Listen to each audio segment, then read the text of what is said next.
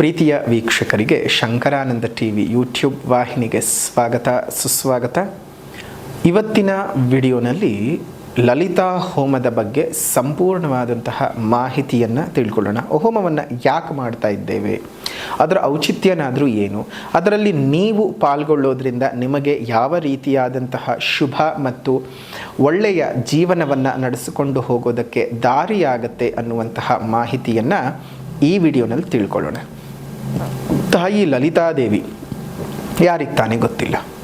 ಆ ಲಲಿತಾದೇವಿಯ ಸಂಪೂರ್ಣವಾದ ಮಾಹಿತಿಯನ್ನು ಈ ವಿಡಿಯೋನಲ್ಲಿ ತಿಳ್ಕೊಳ್ತಾ ಮುಂದೆ ನಿಮ್ಮ ಜೀವನದಲ್ಲೂ ಸಹ ಅಮ್ಮನವರ ಕೃಪಾಶೀರ್ವಾದವು ಉಂಟಾಗಲಿ ಅಂತ ಹೇಳಿ ನಾನು ಆ ದೇವಿಯಲ್ಲಿ ಪ್ರಾರ್ಥನೆಯನ್ನು ಮಾಡ್ತೇನೆ.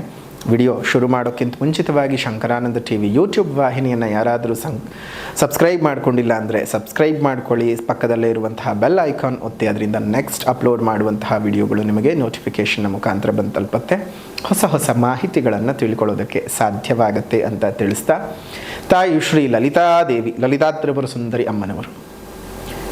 ಆ ಲಲಿತಾ ತ್ರಿಪುರ ಸುಂದರಿ ಅಮ್ಮನವರಿಗೆ ತುಂಬ ಜನಕ್ಕೆ ಗೊತ್ತು, ಆದರೆ ಎಷ್ಟು ಜನಕ್ಕೆ ಗೊತ್ತಿಲ್ಲ. ಆ ತಾಯಿಯ ಹೆಸರನ್ನು ಕೇಳಬೇಕು ಅಂದರೂ ಸಹ ನಾವು ಪುಣ್ಯವಂತರಾಗಿರಬೇಕು. ಪುಣ್ಯವಂತರಾದಂಥವರಿಗೆ ಮಾತ್ರ ಲಲಿತಾದೇವಿ ಮತ್ತು ಲಲಿತಾ ಸಹಸ್ರನಾಮ, ಲಲಿತಾ ತ್ರಿಶತಿ, ಶ್ರೀ ವಿದ್ಯೋಪಾಸನೆ, ಶ್ರೀಚಕ್ರ ಪೂಜೆ ಇವೆಲ್ಲ ಬರತಕ್ಕಂತಹದ್ದು ಅದು ಯಾರು ಅದೃಷ್ಟಶಾಲಿಗಳಿರ್ತಾರೋ ಅಂಥವರಿಗೆ ಮಾತ್ರವೇ ಒಲಿದು ಬರತಕ್ಕಂಥದ್ದು. ಅದರಲ್ಲೂ ಭಂಡಾಸುರ ಇಡೀ ದೇವತೆಗಳಿಗೇ ಒಂದು ಕಾಟವನ್ನು ಕೊಡ್ತಾ ಇದ್ದ. ಆ ಕಾಟವನ್ನು ಆ ಭಂಡಾಸುರ ಬಂದಿದ್ದಾದರೂ ಹೇಗೆ ಅಂತ ಹೇಳಿದ್ರೆ, ಆ ಮನ್ಮಥನ ಒಂದು ದಹನ ಕಾರ್ಯವಾದ ನಂತರದಲ್ಲಿ ಶಿವ ತನ್ನ ಮೂರನೇ ಕಣ್ಣನ್ನು ತೆಗೆದು ಆ ಮನ್ಮಥನನ್ನು ಸುಟ್ಟು ಹಾಕಿದ ನಂತರದಲ್ಲಿ ಆ ಚಿತ್ರಕರ್ಮ ಅನ್ನುವಂತಹ ಗಂಧರ್ವನು ಆ ಬೂದಿಯಿಂದ ಒಂದು ಪುತ್ಥಳಿಯನ್ನು ತಯಾರು ಮಾಡ್ತಾನೆ, ಅಂದರೆ ಬೊಂಬೆಯನ್ನು ತಯಾರು ಮಾಡ್ತಾನೆ. ಬೊಂಬೆಯನ್ನು ತಯಾರು ಮಾಡೋದು ಮಾತ್ರ ಅಲ್ಲ, ಆ ಬೊಂಬೆಗೆ ಜೀವವನ್ನು ಕೊಡ್ತಾನೆ. ಜೀವವನ್ನು ಕೊಟ್ಟಿದ್ದು ಮಾತ್ರವಲ್ಲದೆ ಶತರುದ್ರಿಯವನ್ನು ಬೇರೆ ಉಪದೇಶವನ್ನು ಮಾಡಿಕೊಡ್ತಾ ಈ ಮಂತ್ರದ ಜಪ ಮಾಡಿ ಹೋಗು ಅಂತ ಹೇಳಿ ಕಳಿಸ್ಬಿಡ್ತಾನೆ. ಆ ಒಂದು ಮಂತ್ರದ ಜಪವನ್ನು ಮಾಡೋದಕ್ಕೆ ಅವನು ಹೊರಡ್ತಾನೆ. ಈ ಕ್ರಿಯೆಯನ್ನೆಲ್ಲ ನೋಡ್ತಾ ಇದ್ದಂತಹ ಬ್ರಹ್ಮದೇವನು ಅದೇ ಒಂದು ಈ ಪುತ್ಥಳಿಗೆ ಜೀವ ಬಂದದ್ದು, ಅವನೇ ಉಪದೇಶ ಪಡೆದುಕೊಂಡಂಥದ್ದು, ಅವನು ಈಗ ಸಾಧನೆಗೆ ಹೊರಡ್ತಕ್ಕಂಥದ್ದು ಅದೆಲ್ಲವನ್ನು ಸಹ ಬ್ರಹ್ಮದೇವನು ಗಮನಿಸ್ತಾ ಇರ್ತಾನೆ. ಈಶ್ವರನನ್ನೇನೋ ಕುರಿತು ತಪಸ್ಸನ್ನು ಮಾಡ್ತಾನೆ. ಭಕ್ತವತ್ಸಲನು ಆದಂತಹ ಆ ಪರಮೇಶ್ವರನು ದಿಢೀರ್ ಅಂತ ಆ ಒಂದು ಪುತ್ಥಳಿಗೆ ಜೀವ ಬಂದಂತಹ ಆ ಜೀವಿಯ ಒಂದು ಜಪಕ್ಕೆ, ಧ್ಯಾನಕ್ಕೆ, ಪೂಜಾನುಷ್ಠಾನಗಳಿಗೆ, ಧ್ಯಾನಕ್ಕೆ ಮೆಚ್ಚಿ ವರವನ್ನು ಸಹ ಕೊಡ್ತಾನೆ. ಅವನು ಕೇಳಿದಂತಹ ವರವನ್ನು ಸಹ ಕರುಣಿಸಿ ಬಿಡ್ತಾನೆ. ಇದನ್ನು ನೋಡ್ತಾ ಇದ್ದಂತಹ ಬ್ರಹ್ಮದೇವನು ಭಂಡ್ ಅಂತ ಹೇಳ್ತಾನೆ. ಆ ಪುತ್ಥಳಿಗೆ ಜೀವ ಇರ್ತಕ್ಕಂತಹ ಪುತ್ಥಳಿಗೆ ನಾಮಕರಣವೂ ಆಗೋಯ್ತು ಭಂಡ ಅಂತ, ಭಂಡ. ಅಲ್ಲಿಂದ ಅವನು ಯಾವ ರೀತಿಯಾಗಿ ಈಶ್ವರನು ಕೊಟ್ಟಂತಹ ವರಗಳನ್ನು ದುರುಪಯೋಗ ಮಾಡಿಕೊಳ್ಳೋದಕ್ಕೆ ಶುರು ಮಾಡ್ತಾನೆ ಅಂತ ಹೇಳಿದ್ರೆ, ಇಡೀ ದೇವಾನುದೇವತೆಗಳನ್ನೇ ಪೀಡನೆ ಮಾಡೋದಕ್ಕೆ ಶುರು ಮಾಡ್ತಾನೆ. ಎಲ್ಲಿಯವರೆಗೂ ಅವನು ಪೀಡನಾ ಕೆಲಸ ಹೋಯಿತು ಅಂತ ಹೇಳಿದ್ರೆ, ದೇವತೆಗಳು ದೇವಲೋಕವನ್ನು ಬಿಟ್ಟು ಹೊರಗಡೆ ಓಡಿ ಬರುವಂತಹ ಕೆಲಸವೂ ಸಹ ಆಗುತ್ತೆ. ಸ್ವತಃ ದೇವೇಂದ್ರನೇ, ದೇವತೆಗಳ ರಾಜನಾದಂತಹ ದೇವೇಂದ್ರನೇ ಸ್ವರ್ಗಲೋಕವನ್ನು ತ್ಯಜಿಸಬೇಕಾಗ್ತದೆ, ದೇವಲೋಕವನ್ನು ತ್ಯಜಿಸಬೇಕಾಗ್ತದೆ. ಅಂತಹ ಕೆಲಸವಾಗಿ ಹೋಗ್ತದೆ. ಇದೇ ಭಂಡಾಸುರನಿಂದ ದೇವತೆಗಳಿಗೆ ನೆಮ್ಮದಿ ಇಲ್ಲದೆ ಇರೋ ಹಾಗಾಗೋಗುತ್ತೆ. ಏನು ಮಾಡೋದು? ಎಲ್ಲರೂ ಸಹ ಈಶ್ವರನನ್ನು ಕೇಳೋಣ ಅಂತ ಹೋದರು. ಈಶ್ವರ ಕೈ ಚೆಲ್ಲಿ ಕೂತ. ನಾನೇ ವರ ಕೊಟ್ಟದ್ದು, ನಾನೇನು ಮಾಡೋಕ್ಕೆ ಸಾಧ್ಯ? ಬ್ರಹ್ಮನಿಂದನೇ ಆತ ನಾಮಕರಣ ಬೇರೆ ಮಾಡಿಸ್ಕೊಂಡ್ಬಿಟ್ಟಿದ್ದಾನೆ ಭಂಡಾಸುರ ಅಂತ ಹೇಳಿ, ನಾವೇನು ಮಾಡೋಕ್ಕಾಗುತ್ತೆ? ಬ್ರಹ್ಮನು ಕೈ ಚೆಲ್ಲಿದ. ಈಶ್ವರನ ಮತ್ತು ಬ್ರಹ್ಮನ ಕೈ ಚೆಲ್ಲೋದನ್ನು ನೋಡಿ ಮಹಾವಿಷ್ಣುವು ಒಂದು ಉಪಾಯವನ್ನು ಹೇಳ್ತಾನೆ. ಆ ಕಾಮೇಶ್ವರಿ ದೇವಿಯನ್ನು ಪ್ರಾರ್ಥನೆಯನ್ನು ಮಾಡಿ, ಆ ಕಾಮೇಶ್ವರಿ ದೇವಿ ಏನಾದರೂ ನಿಮಗೆ ಉಪಾಯವನ್ನು ಕೊಡಬಹುದು ಅಂತ ಹೇಳಿದಾಗ, ಬೃಹಸ್ಪತಿ ಆಚಾರ್ಯರ ಚಿತ್ ಅನ್ನುವಂತಹ ಜ್ಞಾನಕುಂಡ, ಚಿತ್ ಅಂದ ಮನಸ್ಸು ಅನ್ನುವಂತಹ ಅಗ್ನಿಕುಂಡ, ಜ್ಞಾನ ಅನ್ನುವಂತಹ ಅಗ್ನಿಕುಂಡದಲ್ಲಿ ಒಂದು ಉಪಾಯವು ಬರುತ್ತೆ. ಏನು ಬರುತ್ತೆ? ಮೇರು ಪರ್ವತದ ತಪ್ಪಲಿನಲ್ಲಿ ಬೃಹತ್ ಯಾಗವನ್ನು ಮಾಡಬೇಕು, ಅಲ್ಲಿ ಕಾಮೇಶ್ವರಿ ದೇವಿಯನ್ನು ಆವಾಹನೆ ಮಾಡಿ ನಮ್ಮ ಸಮಸ್ಯೆಗೆ ಪರಿಹಾರವನ್ನು ಕಂಡುಹಿಡ್ಕೊಳ್ಬೇಕು ಅಂತ ಹೇಳಿ ಮೇರು ಪರ್ವತದ ತಪ್ಪಲಿನಲ್ಲಿ ತಾಯಿ ಲಲಿತಾಂಬಿಕೆಗೋಸ್ಕರವಾಗಿ, ಕಾಮೇಶ್ವರಿಗೋಸ್ಕರವಾಗಿ ಬೃಹಸ್ಪತಿ ಆಚಾರ್ಯರು ಅಂದರೆ ದೇವತೆಗಳ ಗುರುಗಳಾದಂತಹ ಗುರು ಆಚಾರ್ಯರು ಒಂದು ಬೃಹತ್ ಯಾಗವನ್ನು ಮಾಡ್ತಾರೆ. ಆ ಯಾಗವು ಸಮಾಪ್ತಿಯಾದ ನಂತರದಲ್ಲಿ ಶ್ರೀಚಕ್ರ ಸಮೇತ ತಾಯಿ ಉಗಮವಾಗ್ತಾಳೆ. ತನ್ನ ಬಲಗಾಲಿನ ಹೆಬ್ಬೆರಳನ್ನು ಶ್ರೀಚಕ್ರದ ಬಿಂದುವಿನ ಮೇಲೆ ಒತ್ತಿ ಶ್ರೀಚಕ್ರದಲ್ಲಿ ತಾಯಿ ಆವಿರ್ಭವಿಸಿದಳು. ಎಷ್ಟು ಚೆನ್ನಾಗಿ ಆ ಶ್ರೀಚಕ್ರದ ಧ್ಯಾನ ಶ್ಲೋಕವು ಹೇಳುತ್ತಾರೆ ಅಂದರೆ ಬಿಂದು ತ್ರಿಕೋಣ ವಸುಗೋಣ ದಶಾರ ಯುಗ್ಮ ಮನ್ವಸ್ರನಾಗದಳ ಸಂಹಿತ ಷೋಡಶ ಪತ್ರಯುಕ್ತ ವೃತ್ತಂ ತ್ರಯಂಚ ಧರಣೀ ಸದನಂ ತ್ರಯಂಚ ಶ್ರೀಚಕ್ರ ರಾಜ ಉದಿತ ವರದೇವತಾಯ ಬಿಂದು ತ್ರಿಕೋಣ ವಸುಕೋಣ ದಶಾರ ಯುಗ್ಮ. ಅಂತಹ ವಿಶೇಷವಾದಂತಹ ಶ್ರೀಚಕ್ರದಲ್ಲಿ ತಾಯಿ ಉತ್ಪತ್ತಿಯಾದಳು. ಇಲ್ಲಿ ಇನ್ನೊಂದು ಸಮಸ್ಯೆ ಉತ್ಪತ್ತಿ ಆಗ್ತದೆ ಬೃಹಸ್ಪತಿ ಆಚಾರ್ಯರಿಗೆ. ದೇವತೆಗಳಿಗೋ ಹಗಲಿನಲ್ಲಿ ಶಕ್ತಿ ಹೆಚ್ಚು, ರಾತ್ರಿ ಆದರೆ ಶಕ್ತಿ ಕಡಿಮೆ, ಏನು ಮಾಡಬೇಕು? ಹಾಗಾಗಿ ಘೋರವರ್ಣಗಳನ್ನು ತುಂಬಿದರು. ಹಾಗಾಗಿ ಅಮ್ಮನವರು ಅಲ್ಲಿ ರಕ್ತಾನ್ನಕ್ಕೆ ಕಟ್ಟು ಬಿದ್ದರು. ಎಲ್ಲ ಬಲಿಕಾರ್ಯಗಳನ್ನು ಸ್ವೀಕಾರ ಮಾಡುವ ಹಾಗೆ ಆಗೋದ್ಲು. ರಕ್ತವನ್ನು ಸ್ವೀಕಾರ ಮಾಡುವ ಹಂತಕ್ಕೆ ತಾಯಿ ಹೋಗಿದ್ಲು. ಹಾಗಾಗಿ ಎಷ್ಟೋ ದೇವಳಗಳಲ್ಲಿ ಇವತ್ತಿಗೂ ಪದ್ಧತಿ ಇದೆ ಬಲಿಯನ್ನು ಕೊಡ್ತಕ್ಕಂಥದ್ದು, ರಕ್ತ ಬಲಿಯನ್ನು ಕೊಡ್ತಕ್ಕಂಥದ್ದು. ಕಾರಣ ತಾಯಿ ಉಗ್ರವಾಗಿದ್ದಾಳೆ ಅಂತ ಹೇಳಿ. ಅಂತಹ ಉಗ್ರವ ಸ್ವರೂಪ ಯಾಕೆ ಅಂತ ಹೇಳಿದ್ರೆ ನಿಶಾಯುದ್ಧದಲ್ಲೂ ಸಹ ನಾವು ಗೆಲ್ಲಬೇಕು, ದೇವತೆಗಳು ಗೆಲ್ಲಬೇಕು ಅಂದರೆ ತಾಯಿಗೆ ಆ ರಕ್ತ ಮಾಂಸಾನ್ನದ ವಿಶೇಷವಾದಂತಹ ಬಲಿಯ ಪ್ರಯೋಗವಾಗಲೇಬೇಕಾಗಿರ್ತದೆ.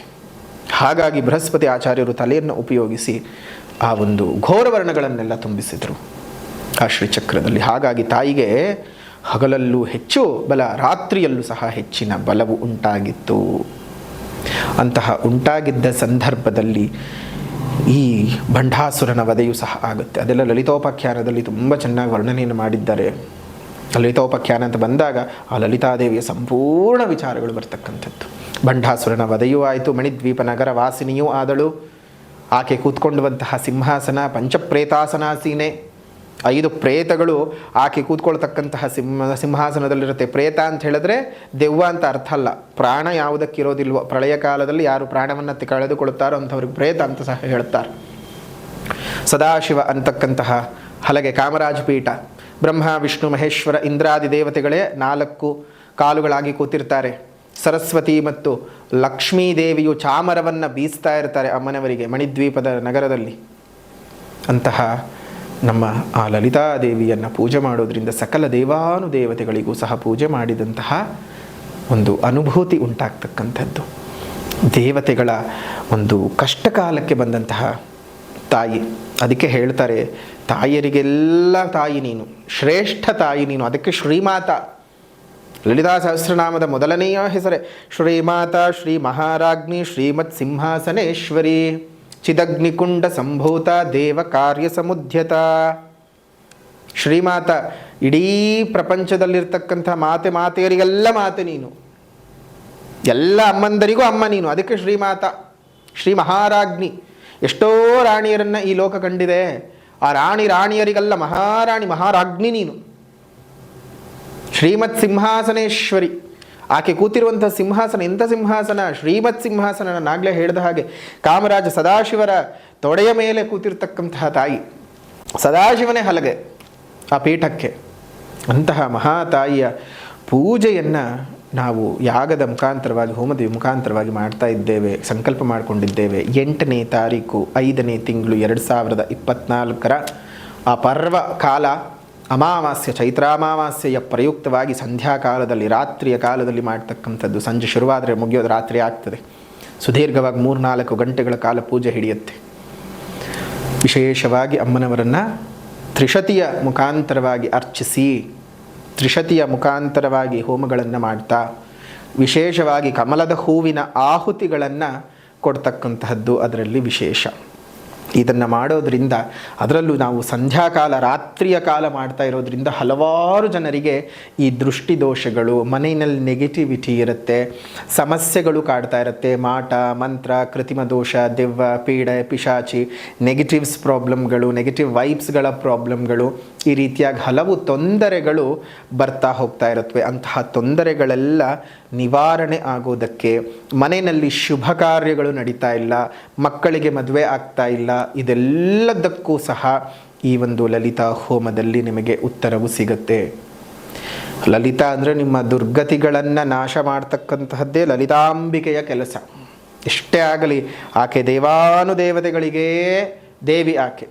ಅದಕ್ಕೆಂತ ಆಕೆಗಂತಲೇ ಸಪರೇಟಾಗಿ ಮಣಿದ್ವೀಪ ಅಂತಕ್ಕಂಥ ನಗರವನ್ನೇ ಸೃಷ್ಟಿ ಮಾಡಿಕೊಟ್ರು ದೇವಾನುದೇವತೆಗಳು ಅವರ ಕಷ್ಟಕಾಲಕ್ಕೆ ಅಮ್ಮನವರು ನಿಂತಿದ್ದಕ್ಕೆ. ಲಕ್ಷ್ಮಿ ಏನು ಕೊರತೆನಾ? ಲಕ್ಷ್ಮಿ ಎಂತಹ ಮಹಾಮಾತೆ ಆಕೆ. ಶ್ರೀಮನ್ನಾರಾಯಣನ ಪತ್ನಿ ಅಂತಹ ಮಹಾಲಕ್ಷ್ಮಿ, ಇನ್ನು ವಿದ್ಯಾದಿ ದೇವತೆ ಆಗಿರ್ತಕ್ಕಂಥ ಸರಸ್ವತಿ ಅಮ್ಮನವರು ಅಕ್ಕಪಕ್ಕದಲ್ಲಿ ನಿಂತ್ಕೊಂಡು ಚಾಮರದ ಸೇವೆಯನ್ನು ಮಾಡ್ತಾರೆ ಅಂತ ಹೇಳಿದರೆ ಇನ್ನೆಂತಹ ಶಕ್ತಿ ತಾಯಿ ಲಲಿತಾಂಬಿಕೆಯಲ್ಲಿ ಇರಬೇಡ. ಎಷ್ಟೋ ಜನ ಸ್ತ್ರೀಯರು ಲಲಿತಾ ಸಹಸ್ರನಾಮದ ಪಠಣವನ್ನು ಮಾಡ್ತಾರೆ. ಲಲಿತಾ ಸಹಸ್ರನಾಮದ ಪಠಣ, ಲಲಿತಾ ಸಹಸ್ರನಾಮಾವಳಿಯ ಪಠಣ ಮಾಡುವಂಥದ್ದಿರಬಹುದು. ಅದೇ ರೀತಿಯಾಗಿ ಲಲಿತಾ ತ್ರಿಶತಿ ಸ್ತೋತ್ರ, ಲಲಿತಾ ತ್ರಿಶತಿ ನಾಮಾವಳಿಗಳ ಪಠಣ ಮಾಡ್ತಕ್ಕಂಥದ್ದು, ಈ ಥರ ಮಾಡುವಂಥವ್ರು ತುಂಬ ಜನ ಇದ್ದಾರೆ. ಅಂದು ಪಠಣ ಮಾಡ್ತಕ್ಕಂಥವರು ಲಲಿತಾ ಸಹಸ್ರನಾಮವನ್ನು ಹೇಳಬೇಕು ಅಂತ ಅಂದ್ಕೊಂಡವರು ಸಹ ಎಲ್ಲರೂ ಸಹ ಬಂದು ಸಾಮೂಹಿಕವಾಗಿ ಲಲಿತಾ ಸಹಸ್ರನಾಮವನ್ನು ಹೇಳಬಹುದು.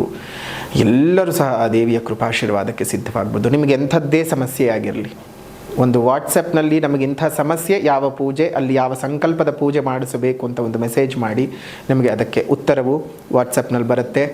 8ನೇ ತಾರೀಕು 5ನೇ ತಿಂಗಳು 2024 ಸಂಜೆ 5 ಗಂಟೆಯಿಂದ ಶುರುವಾಗ್ತಕ್ಕಂತಹ ಈ ಹೋಮವು ಮುಗಿತಕ್ಕಂಥದ್ದು ಸುಮಾರು ಒಂದು 10:30-11 ಗಂಟೆ ಆದರೂ ಆಗುತ್ತೆ. ಸುದೀರ್ಘವಾಗಿ ನಡೀತಕ್ಕಂಥದ್ದು. ಸಾಧ್ಯವಾದವರು ಅಲ್ಲಿ ಪೂಜೆಗಳನ್ನು ಮಾಡಿಸಿ, ಸಾಧ್ಯ ಇಲ್ಲದೆ ಇರ್ತಕ್ಕಂಥವ್ರು ಏನು ಯೋಚನೆ ಮಾಡೋದು ಬೇಡ. ನೀವು ನೇರವಾಗಿ ಖುದ್ದು ಬಂದು ಅಲ್ಲಿ ಅಮ್ಮನವರ ಪೂಜಾ ಕಾರ್ಯಕ್ರಮಗಳನ್ನು ನೋಡಿ ಪುನೀತರಾಗಿ ಅಮ್ಮನವರ ಆಶೀರ್ವಾದ ಖಂಡಿತ ಸಿಗುತ್ತೆ. ಕೇವಲ ಅಯ್ಯೋ ಪೂಜೆ ಮಾಡಿಸೋಕ್ಕಾಗಲ್ಲ, ಏನು ಮಾಡೋದು, ಖಾಲಿ ಕೈಯಲ್ಲಿ ಬರೋದಾ ಅಂತಂದರೆ ಏನು ಬೇಡ. ನಿಮಗೆ ಅಷ್ಟು ಮನಸ್ಸಿಗೆ ಘಾಸಿ ಆಗುತ್ತೆ ಅಂದರೆ ಒಂದೇ ಒಂದು ಕಮಲದ ಹೂ ತೊಗೊಂಡು ಬನ್ನಿ. ನಿಮ್ಮ ಮನೆಯಲ್ಲಿ ಏನಾದರೂ ಸ್ವಲ್ಪ ದೃಷ್ಟಿದೋಷವೋ, ಮಾಟಮಂತ್ರ ದೋಷವೋ, ಕೃತಿಮ ದೋಷವೋ ಏನಾದರೂ ಉಂಟಾಗ್ತಿದೆ ಅಂತ ಹೇಳಿದರೆ ಒಂದಿಷ್ಟು ಬಿಳಿ ಸಾಸಿವೆಯನ್ನು ನಿಮ್ಮೆಲ್ಲರಿಗೂ ಸಹ ದೃಷ್ಟಿಯನ್ನು ತೆಗೆದುಕೊಂಡು ನಿವಾಳಿಸ್ಕೊಂಡು ಬನ್ನಿ. ಅದನ್ನು ನಾವು ಹೋಮದಲ್ಲಿ ಹಾಕಿ ನಿಮಗೆ ದೃಷ್ಟಿದೋಷಗಳೆಲ್ಲ ನಿವಾರಣೆ ಆಗುವ ಹಾಗೆ, ಅದೇ ರೀತಿಯಾಗಿ ಮಾಟಮಂತ್ರ ದೋಷಗಳು ನಿವಾರಣೆ ಆಗುವ ಹಾಗೆ ಸಂಕಲ್ಪವನ್ನು ಸಹ ಮಾಡ್ತೇವೆ. ಒಳ್ಳೆ ರೀತಿಯಾದಂತಹ ಏಳಿಗೆಯನ್ನು, ಒಳ್ಳೆ ರೀತಿಯಾದಂತಹ ಬದಲಾವಣೆಯನ್ನು ನಿಮ್ಮ ಬದುಕಿನಲ್ಲಿ ತಂದುಕೊಳ್ಳೋದಕ್ಕೆ ಈ ಒಂದು ಲಲಿತಾದೇವಿಯ ಪೂಜೆ, ಲಲಿತಾದೇವಿಯ ಹೋಮ ಕಾರಣೀಭೂತವಾಗಿ ನಿಂತ್ಕೊಳ್ಳುತ್ತೆ. ಹೋಮ ಮುಗಿದ ನಂತರದಲ್ಲಿ ಪ್ರತಿಯೊಬ್ಬರಿಗೂ ಸಹ ತಾಯಿಯ ಆಶೀರ್ವಾದದ ಸ್ವರೂಪವಾಗಿ ಉಚಿತವಾಗಿ ಶ್ರೀ ಚಕ್ರ ಸಮೇತ ಮಹಾಲಕ್ಷ್ಮೀ ದೇವಿ ಇರ್ತಕ್ಕಂಥ ಡಾಲರ್ನ ಕೊಡ್ತೇವೆ.